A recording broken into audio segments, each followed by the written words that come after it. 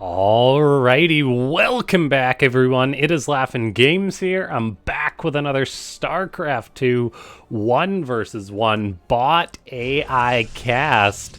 We have got ourselves what should be a good one here today.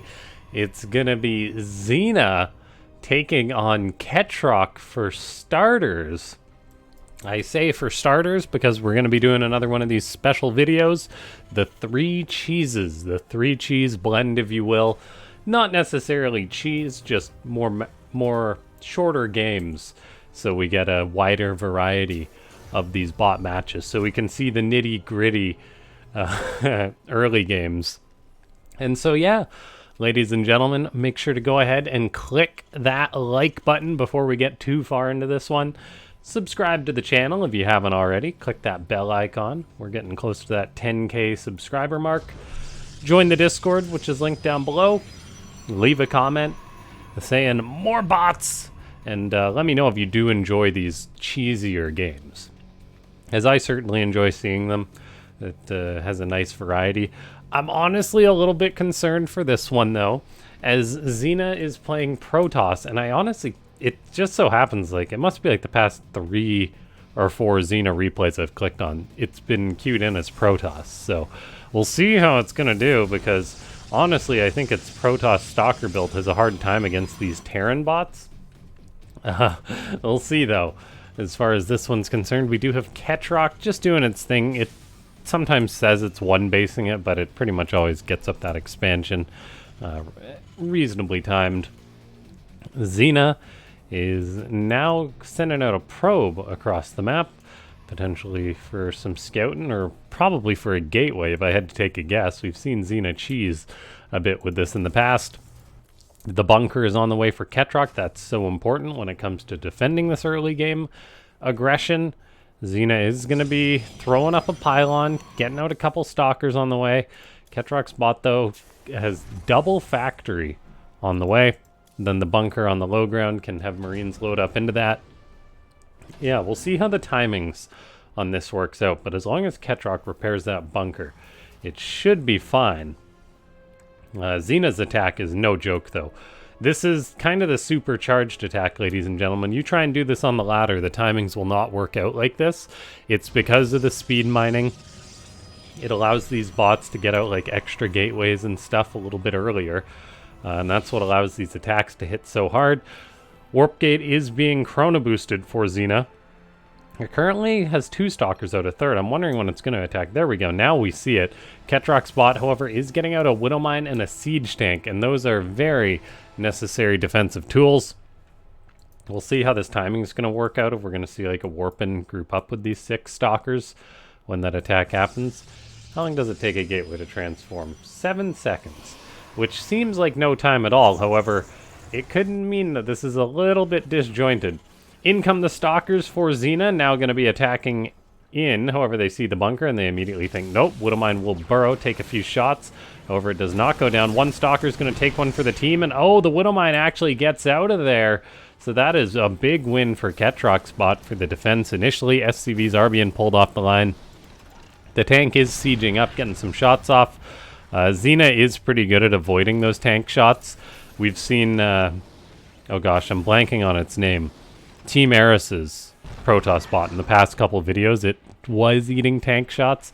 Zena I think, does a little bit of a better job avoiding them with this Stalker-esque play. In go the Stalkers now, though. They're going to try and break this bunker. That tank is a high-value target. Stalkers close the distance, though, and they just jump right on top of it. The Widow Mine went to the main base. It was never repaired and brought back to the front. And all of a sudden, Zena just crashes the gates and is going to be looking to kill this command center. What does Ketroc have to defend against this? It's getting out a couple more Cyclones. Cyclones aren't bad against Stalkers, however. This one's already very injured. 2 more are about to pop out. That main base is going to have to be held. Okay, yeah, one of those Cyclones goes down. This must be the old patch, I believe, due to that lock-on behavior. I believe the Probots thing is on a bit of an older version. Widowmine trying to siege up, but yeah, I think Ketroc is just dead here. Actually, there's too many stalkers in the main base. A couple tanks are about to pop out, but that main base is now dead, so there is no coming back from this for Ketroc. Zena can derp out as much as it wants to. I guess there is still technically a command center building. However, and 2 tanks did pop out. The tanks aren't sieging though, and I think that would be the only hope for Ketroc. Zena dives on top of those tanks and will take our first cheesy game. The stalker attack works sometimes, not always, but it did work this time, so well done by Zena, as it just needs to finish off Ketroc.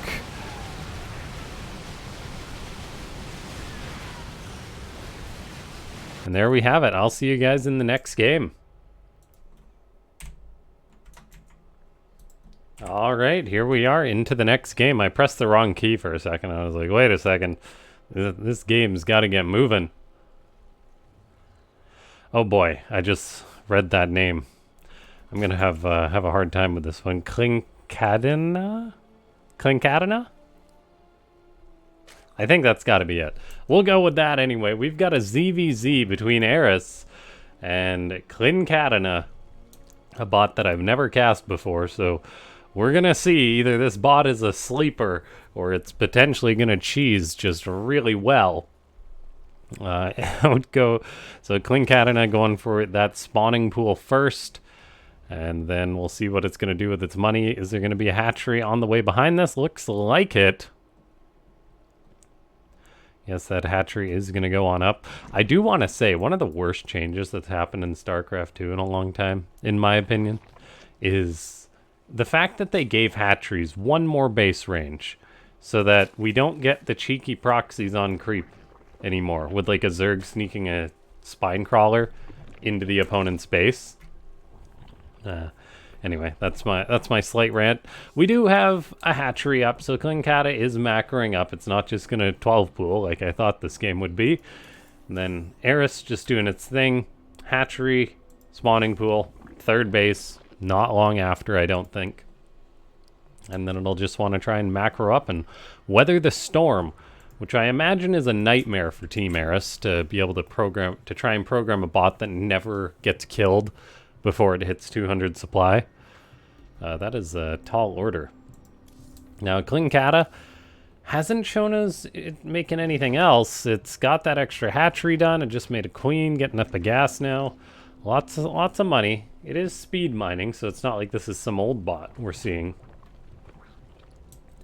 Gas is on the way. Eris does have the quicker gas, getting Ling speed, so it can poke and prod a little bit. But yeah, just a respectful macro game to start this off. Somehow Eris does have a worker lead. I'm guessing that's just because it got the hatchery first versus the pool first for Cadena.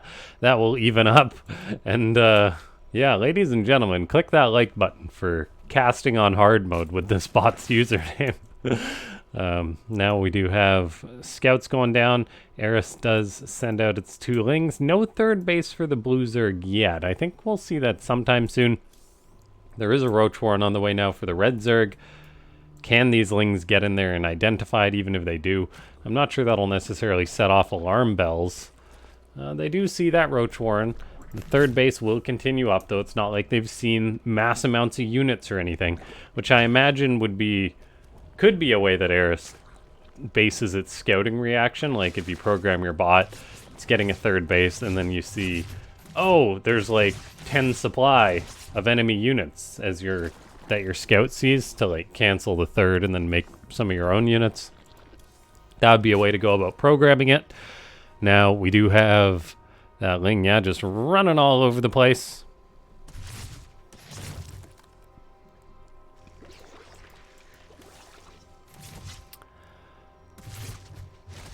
More Lings running on in, scouting. The first Roach did pop out for Cadena. Ling tries to get a creep tumor. It will not get it. Burrow is on the way for both sides. And yeah, pretty even game so far. Cadena has cut more workers, and it is planning an attack here, it looks like. Eris is doing the same thing. However, it's off a slightly higher, well, a significantly higher worker count. And it's going to have that third base up. So I think Eris is in a pretty darn good spot right now, as I imagine Eris is reacting to the aggression by Cadena, seeing all these units, and it's saying, I gotta make my own units. And now Cadena is actually walking the queen. So I guess just going for the aggression. It's a pretty powerful attack. We'll see if it's able to make a miracle happen. I'm already thinking this might not go so well. Both bots do have burrows, so burrow will be a factor. However, Eris does go for the Spore Crawler, which is a very specific ZVZ response to defend that high ground, stop your opponent's units from burrowing and staying alive. Now, if Cadena just attacks the third base, that would be big. If it attacks and kills the third, there is a Spore Crawler building at that location too, but Eris is a little bit worried. Committing to defend the third is a big, well, commitment. Now, looks like the queens for Eris are doing a lot of work, though. Cadena is coming in. It is up on supply, 20 roaches to 14. Now, how's this engagement going to look? The roaches are still engaging queens towards the north. These ones are burrowing outside of the range of Spore Crawlers. Eris is losing a few of its queens already. And looks like a couple more of them will perish. That being said, it did have quite a few queens to lose. This Spore Crawler is problematic. We'll see if it gets killed off or not. That would allow Cadena to keep its units alive, and it will kill the Spore, so now its roaches aren't really in any danger at this third base. The ones that go down this ramp will be, though. More roaches are crossing the map. Cadena is going for blood. Can it bait Eris into a bad fight? Roaches are burrowing on both sides, so this fight will go on basically forever until there's a new Spore or something, I imagine. It kind of depends on the micro on both sides. Cadena currently has the most roaches underground. However, more reinforcements coming in. It is up on supply compared to its opponent, and these roaches can continuously unburrow and force out more of a fight. Resources lost. There's been 4 roaches dead on Cadena's side. I imagine that's because of the Spore's presence, but that's not there anymore. And this CVZ is a little bit close. There's so many burrowed roaches there for Cadena, though. They're not unburrowing. I'm totally pronouncing this bot's name wrong, by the way. It's not Cadena, it's Cadena. Cadena. And some of these bot authors really make it hard on me. Couple poor roaches do run up that ramp, though. Looks like Eris is reaching a pretty critical amount of supply. I really don't know why these guys are not unburrowing. I'm guessing it's because of the unit presence. The roaches are now revealed, and oh no, they're just like little potatoes in the ground. I think they're just gonna die. That is terrible. Cadena. I can't even yell its name in panic because it's too hard to pronounce, or I'm not used to pronouncing it. I imagine it's not too bad. We do have more roaches crossing the map over. This is very bad for Cadena, losing lots of roaches underground. If these guys unburrow and join the fight, maybe something can happen here. However, Eris can just burrow its own roaches on the defense, so getting a kill is going to be very difficult. We'll see if it can happen or not, though. I don't know why these roaches aren't unburrowing. My only guess is that they're programmed to burrow until enemy units are not present anymore. So, but they're by Eris's base. That's my guess. But then again, who knows? Any amount of things could be going wrong. A skirmish is going out on the front. We have seen roaches die en masse for Cadena. Eris, however, has only lost 3. More do unburrow for Eris, but Eris is just buying time. And it's 58 drones to 25. Not a bad showing for Cadena. It looks like a pretty strong bot. It would definitely kill anything I could program with sharp timings like this. But then, yeah, just Eris is the best Zerg, so of course it wins most of its ZVZs. The Spore Crawlers are an incredible choice by the bot author just to give Eris the advantage in roach battles. Kind of basically makes it defend perfectly most roach attacks because it can always just kill the enemy roaches, and it really takes the wind out of their sails. So now I think it's just a matter of waiting for Eris to get an overseer, and then it can kill all these burrowed roaches if it wants to. Cadena's roaches do not seem to unburrow. They burrow to stay alive, and then they don't unburrow, which is a big problem. It kind of defeats the whole purpose. Who knows? Maybe the game would have been different if that wasn't the case or not. Anyway, that has been our second cheese game. The favorite wins this one. No surprise there, but we'll keep seeing if other bots can cheese Eris out. It has happened in the past, and we'll get into our third match of the day. Alrighty, ladies and gentlemen, here is our third and final game today. And it's going to be another one of these shorter games. We have got MicroMachine, the famous Microbot. Who'd have thought with a name like that? And it does live up to its name. Taking on MicroMachine is going to be a bot I might have cast once before. If I have, it's been a long time. It's Yuri. Plain and simple. And so we'll see how well this Protoss bot does. I'm going to be pulling for it. And a lot of these bot games, they are shorter because the bots are programmed to get that win in a very linear way, a very simple way. And we'll see if Yuri is able to pull that off against MicroMachine, presumably. However, it could also be the reverse. MicroMachine could be bringing the aggression to Yuri, as MicroMachine is known for harassing with its Reaper, for harassing with like a Cyclone or a Banshee, that kind of thing. So yeah, we'll see how well Yuri does here. But, so far, nothing screaming cheese from either side. It is a double gas opening from the Protoss. That's completely normal. I'd be surprised the day that I see a Protoss bot go for a 1 gas, 1 gate expand. We never see that. I assume that's just through trial and error, that they just die whenever that happens.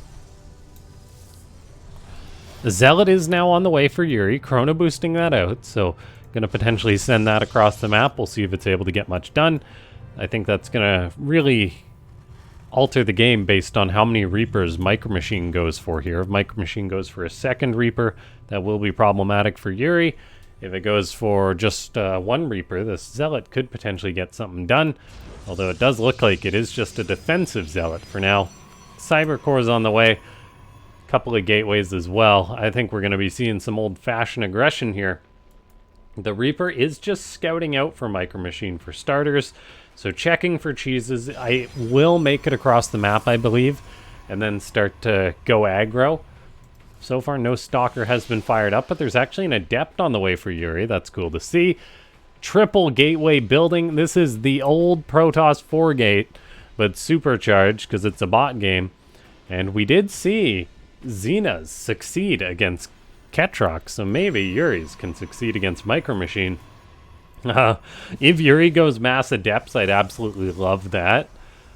That's not something I've ever seen. I do think there's a lot of possibility for bots to do well with mass Adepts. There is this Adept shading out, looking for a potential threat, and it might actually find this Reaper. Does it complete the shade?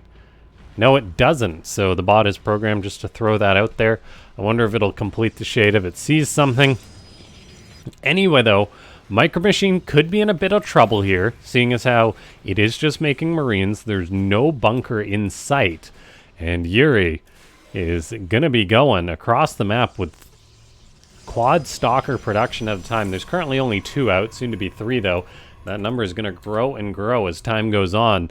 And MicroMachine is building a siege tank. It's about 20 seconds out. Is it going to be done in time? This is the question. Can Yuri get the kill? The Zealot, the Adept, they'll definitely help out.